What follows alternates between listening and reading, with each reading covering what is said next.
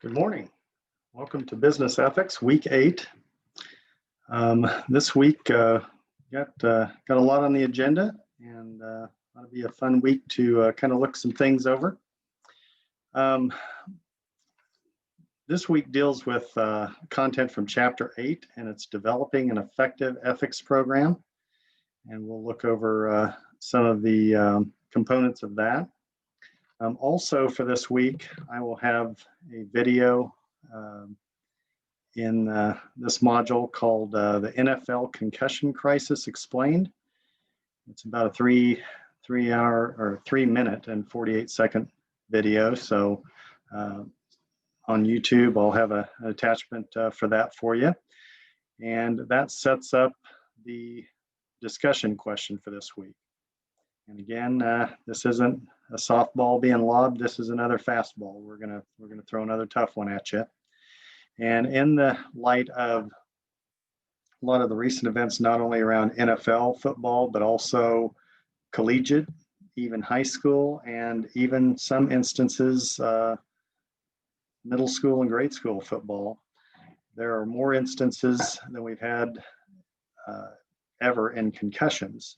Part of it's just the faster nature of the game, the way that people have been hitting. Now, in fairness, the NFL and college football, they have made some pretty significant changes to minimize those types of injuries. Watching the collegiate football games yesterday, I saw about 3 or 4 instances of targeting where they're ejecting a player not only for that game, the rest of that game, but also for the upcoming game. So they have made definitely some changes to the rules in both the NFL and the collegiate game, and also high school. So hopefully these types of things, I think they're also experimenting with helmet technologies and any number of things like that. But the discussion question for this week is this. Is it right that we support the sport of football as enthusiastically as we do as a country? Is it hypocritical that more sophisticated and well-educated people in our societies will no longer allow our children to play the sport, but we still enthusiastically enjoy it as a form of entertainment? Is football, like boxing, fast becoming the next gladiator sport, where we send those with limited choices to participate in the spectacle for our amusement and enjoyment? And lastly, knowing everything that we do about the science of brain trauma and injury, should football be banned or at least significantly restructured? So anyway, just something to kind of kick around a little bit. There's a lot of issues swirling around this. I don't think it's going away anytime soon. So I thought it would be an interesting thing to kind of kick around and banter about. I don't think there's a right or wrong answer to this. I think it's just a matter of people's opinions and perspectives. And I think most would agree that there needs to be continued changes to make the sport safer, but what levels and what scale does that take? Okay, last thing I wanted to do for today is kind of look over the PowerPoint slides. And as I said, today's chapter, or this week's chapter, is Chapter 8, Developing an Effective Ethics Program. Before we get to that, however, one thing I would advise everybody is keep in mind that starting this next week, Newman University is opening up advisement sessions. The spring schedule is finalized as of Monday. So you can meet with your advisors starting tomorrow.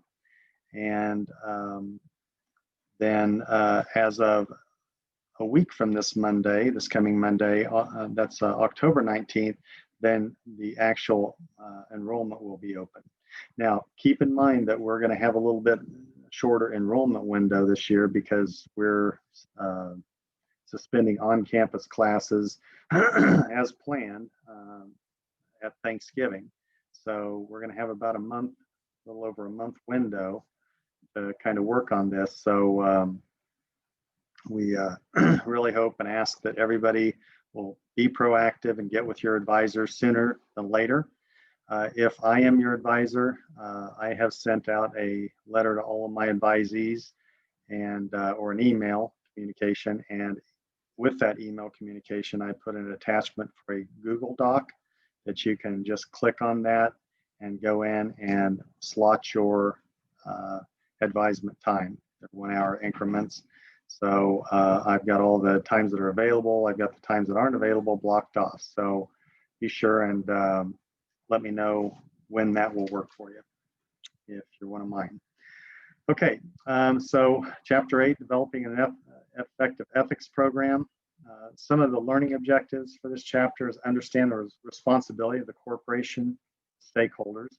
And remember, previously we talked about all the different forms of stakeholders that there are, and they are on many different levels.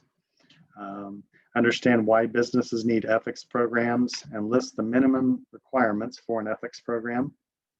And also describe the role of codes of ethics in identifying key corporate risk areas and identify factors in successful ethics training, program types, and goals, and examine the ways ethical standards are monitored, audited, and enforced. Ethics programs and organizations are designed to encourage ethical decision-making in business, have to be well designed to prevent major misconduct.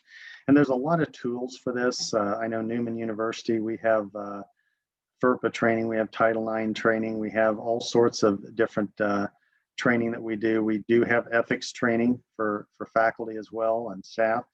And so there's a lot of good training out there that can be sourced, even purchased, that is good researched and designed training, and should keep organizations on the right pathway. Responsibilities of the corporation to stakeholders. Corporations are viewed as moral agents that are accountable to their stakeholders. And again, stakeholders could take the form of actual stockholders, customers, employees, suppliers, the communities that you reside in, the states that you reside in. There could be any number of stakeholders. We have to balance our obligations to each and every one of those. The coverage of specific issues in the media about a firm adds to its reputation as a moral agent, and corporations is created to this, in the society to perform specific goals, functions, and is accountable to the society for its actions. Now, again, we also had discussions previously that of the fact that there is some school of thought that corporations are only responsible to their stockholders, taking care of the needs of stockholders and meeting their legal obligations in terms of actual laws in the society and regulations that they have to abide by. But over and above that, it's really not the corporation's responsibility. I think many of us, if not most of us, would agree that there is more responsibility that corporations have to the environments, the societies that they reside in, and customers, investors, things like that will exact a pretty big price for companies that are perceived to be kind of flouting those rules and obligations. What are the needs for organizational ethics programs? Sensitizes employees about the potential legal and ethical issues within the work environment, ensures proper controls are in place to detect conflict of interest that impacts consumer well-being, and it helps eliminate unethical employees through screening techniques. And then finally, it promotes the legal and ethical conduct by establishing communication and monitoring ethical values and legal requirements. Effective ethics programs ensures employees understand ethical values and comply with the policies and codes of conduct, and it helps avoid legal problems. Developed as an organizational control system to help predict employee behavior, could also be a benefit of that. But bottom line, there's a lot of benefits to ethics programs and being perceived as an ethical company, and there's a lot of risks not to be perceived as that. The final note I would make on effective ethics program is just this. Garbage in, garbage out.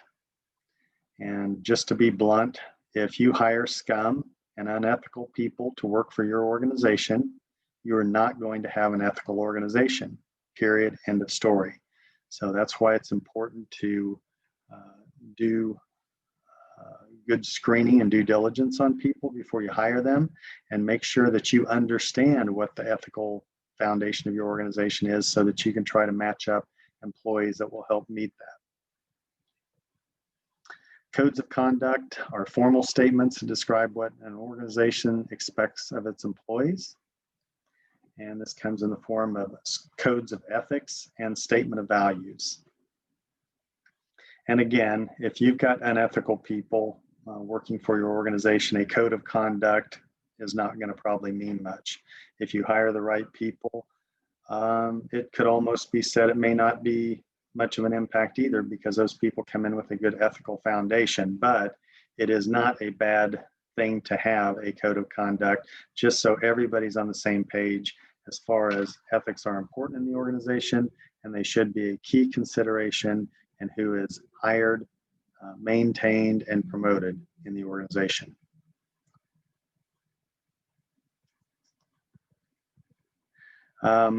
Ethics training and communication. Again, there are a lot of really good canned training and communication programs on ethics that you can buy on the market, or some might even be free that you can utilize through YouTube, things like that. So it's never been easier to train employees in this manner and on this topic. So I really recommend that everybody do a search and just find out what types of tools are out there. And then the systems to monitor and enforce ethical standards. External auditors or review of company activities can be one. There can be internal auditors that are hired. There can be chief ethics officers whose role it is to keep the organization kind of between the ditches, if you will. And some of the mistakes in designing and implementing an ethics program is primarily, one of them is senior management's failure in taking ownership of an ethics program, and this is very important, and modeling the appropriate behavior. So, okay, well, that kind of gets us through chapter 8 for this week, and we'll look forward to talking to you next week. So far, so good at Newman University. We seem to be doing a good job keeping things contained as far as on the COVID and the pandemic front. We've had some cases, but the university's been proactive in quarantining people that if they've got any kind of symptoms, and it seems to be really helping. I don't know if you realize this, but if you consider the fact that we end physical classes the week of Thanksgiving, we're a little over halfway done with this semester. So knock on wood, we're doing great. Keep up the good work, and don't hesitate, and please get with your advisors this coming couple of 3 weeks, and make sure that you get your courses locked in. It will be very much like last semester, where there will be limited seats. So make sure that you get in there and try to get the classes locked up that you want for this next semester. Very important to do this sooner than later. Also, one last thing I would point out is I would encourage everybody to think about, Newman has a completely online MBA program, and that can be done in a year after graduation. So if any of you are coming up to graduation this next year, think the economy might still be a little bumpy, and want to do something to kind of continue to get educated and maybe not have to be in the market quite as soon, a Newman MBA might be a good thing to consider. So if that is of any interest to you, be sure and reach out to me, and I can get you in contact with the folks that can get you the information and get you educated on what that might entail. All right, well, thank you all, and we'll look forward to talking to you next week. Have a great week and stay safe.